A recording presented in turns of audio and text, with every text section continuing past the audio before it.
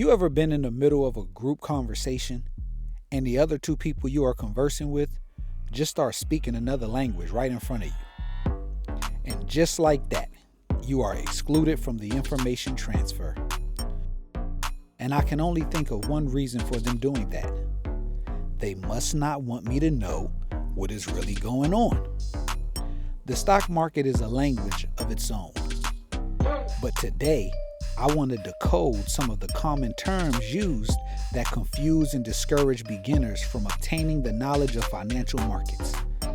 I want to reiterate for the record that this is not financial advice and I am not a financial advisor. With that being said, let's get into it. Stocks, shares, position. It means the same thing.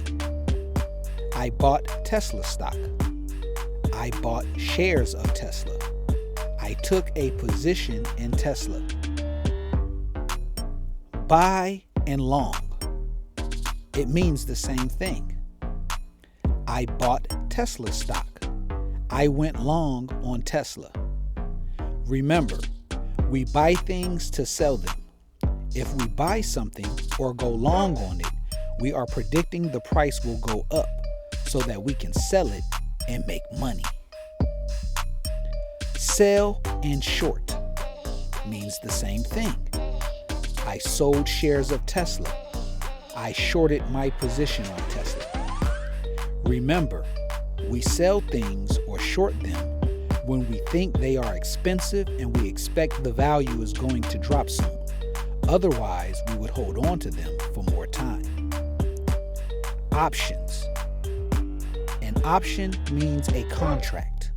The contract is between one buyer and one seller.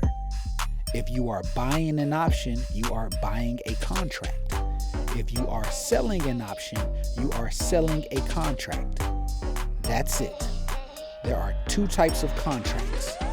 One contract is called a call option, and the other contract is called a put option.